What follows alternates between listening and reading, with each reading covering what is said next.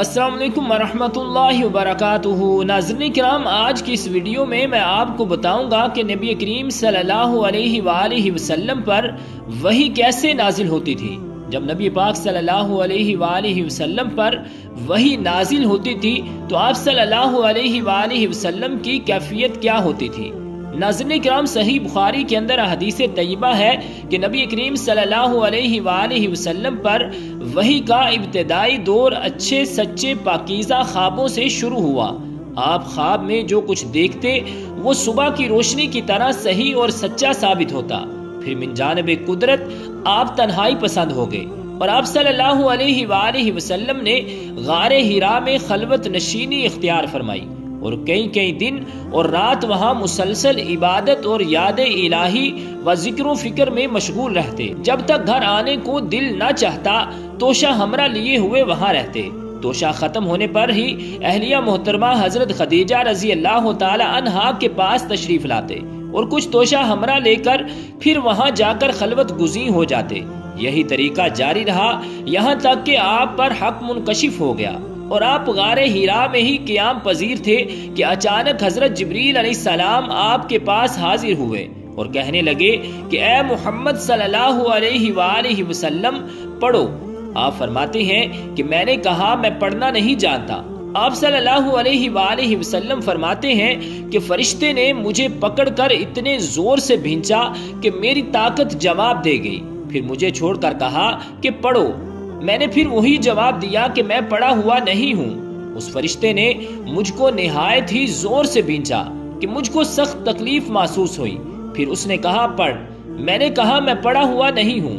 فرشتے نے تیسری بار مجھ کو پکڑا اور تیسری مرتبہ پھر مجھ کو بھینچا اور پھر مجھے چھوڑ دیا اور کہنے لگا کہ پڑھو اپنے رب کے نام کی مدد سے جس نے پیدا کیا اور انسان کو خون کی پھٹکی سے بنایا۔ پڑھو اور آپ کا رب بہت مہربانیاں کرنے والا ہے۔ بس یہی آیتیں آپ حضرت جبریل علیہ السلام سے سن کر اس حال میں غار حرا سے واپس ہوئے کہ آپ کا دل اس انوکھے واقعے سے کانپ رہا تھا۔ آپ حضرت خدیجہ رضی اللہ تعالی عنہا کے ہاتھ تشریف لائے اور فرمایا کہ مجھے کمبل اڑا دو، مجھے کمبل اڑا دو۔ لوگوں نے آپ کو کمبل اڑا دیا۔ جب آپ کا ڈر جاتا رہا تو آپ نے اپنی زوجہ محترمہ حضرت خدیجہ رضی اللہ تعالی عنہا کو تفصیل کے ساتھ یہ واقعہ سنایا اور فرمانے لگے کہ مجھ کو اب اپنی جان کا خوف ہو گیا ہے۔ آپ کی اہلیہ محترمہ حضرت خدیجہ رضی اللہ تعالی عنہا نے آپ کی ڈھارس بنائی اور کہا کہ آپ کا یہ خیال صحیح نہیں ہے، خدا کی قسم آپ کو اللہ کبھی رسوا نہیں کرے گا۔ آپ تو اخلاق فاضلہ کے مالک ہیں، آپ تو کنبہ پرور ہیں، بے کسوں کا بوجھ اپنے سر پر رکھ لیتے ہیں، مفلسوں کے لیے آپ کماتے ہیں، مہمان نوازی میں آپ بے مثال ہیں اور مشکل وقت میں آپ امر حق کا ساتھ دیتے ہیں۔ ایسے اوصاف حسنہ والا انسان یوں بے وقت ذلت و خواری کی موت نہیں پا سکتا۔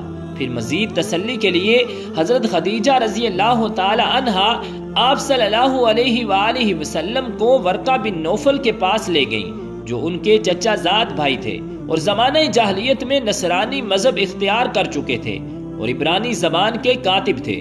چنانچہ انجیل کو بھی حسب منشائے خداوندی عبرانی زبان میں لکھا کرتے تھے۔ انجیل سریانی زبان میں نازل ہوئی تھی، پھر اس کا ترجمہ عبرانی زبان میں ہوا۔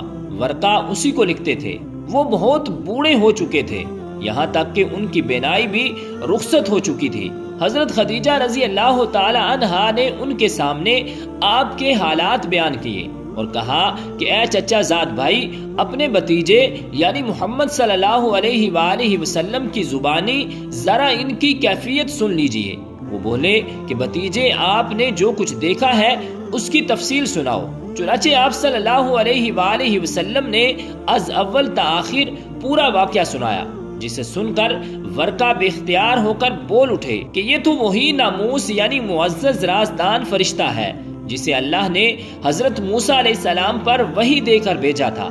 کاش میں آپ کے اس عہد نبوت کے شروع ہونے پر جوان عمر ہوتا، کاش میں اس وقت تک زندہ رہتا جبکہ آپ کی قوم آپ کو اس شہر سے نکال دے گی۔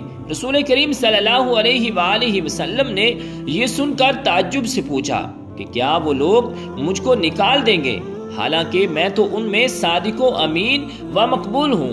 ورقہ بولا ہاں یہ سب کچھ سچ ہے، مگر جو شخص بھی آپ کی طرح امر حق لے کر آیا لوگ اس کے دشمن ہی ہوگے۔ اگر مجھے آپ کی نبوت کا وہ زمانہ مل جائے تو میں آپ کی پوری مدد کروں گا۔ مگر ورقہ کچھ دنوں کے بعد انتقال کر گئے۔ پھر کچھ عرصہ تک وحی کی آمد موقوف رہی۔ ناظرین کرام، اسی طرح صحیح بخاری کی ایک اور حدیث طیبہ میں ہے کہ ایک شخص حارث بن حشام نامی نے نبی کریم صلی اللہ علیہ وآلہ وسلم سے سوال کیا تھا کہ حضور آپ پر وحی کیسے نازل ہوتی ہے؟ آپ صلی اللہ علیہ وآلہ وسلم نے فرمایا کہ وحی نازل ہوتے وقت کبھی مجھ کو گھنٹی کی سی آواز محسوس ہوتی ہے اور وحی کی یہ کیفیت مجھ پر بہت شاق گزرتی ہے۔ جب یہ کیفیت ختم ہوتی ہے تو میرے دل و دماغ پر اس کے ذریعے نازل شدہ وحی محفوظ ہو جاتی ہے، اور کسی وقت ایسا ہوتا ہے کہ فرشتہ بشکل انسان میرے پاس آتا ہے اور مجھ سے کلام کرتا ہے، بس میں اس کا کہا ہوا یاد رکھ لیتا ہوں۔ حضرت عائشہ صدیقہ رضی اللہ تعالی عنہا کا بیان ہے کہ میں نے سخت کڑاکے کی سردی میں حضرت صلی اللہ علیہ وآلہ وسلم کو دیکھا ہے کہ آپ صلی اللہ علیہ وآلہ وسلم پر وحی نازل ہوئی، اور جب اس کا سلسلہ موقوف ہوا تو آپ صلی اللہ علیہ وآلہ وسلم کی پیشانی پسینے سے شرابور تھی۔ ناظرین کرام، اسی طرح صحیح بخاری کی ایک اور حدیث طیبہ میں ہے کہ رسول اللہ صلی اللہ علیہ وآلہ وسلم نے وحی کے رک جانے کے زمانے کے حالات بیان کرتے ہوئے فرمایا کہ ایک روز میں چلا جا رہا تھا کہ اچانک میں نے آسمان کی طرف ایک آواز سنی اور میں نے اپنا سر آسمان کی طرف اٹھایا۔ کیا دیکھتا ہوں کہ وہی فرشتہ جو میرے پاس غار ہیرا میں آیا تھا وہ آسمان و زمین کے بیچ میں ایک کرسی پر بیٹھا ہوا ہے۔ میں اس سے ڈر گیا اور گھر آنے پر میں نے پھر کمبل اوڑھنے کی خواہش ظاہر کی۔ اس وقت اللہ پاک کی طرف سے یہ آیات نازل ہوئی، یا ایھا المدثر، اے لحاف اوڑھ کر لیٹنے والے اٹھ کھڑا ہو اور لوگوں کو عذاب الہی سے ڈرا، اور اپنے رب کی بڑائی بیان کر، اور اپنے کپڑوں کو پاک صاف رکھ اور گندگی سے دور رہ۔ اس کے بعد وہی تیزی کے ساتھ پے در پے آنے لگی۔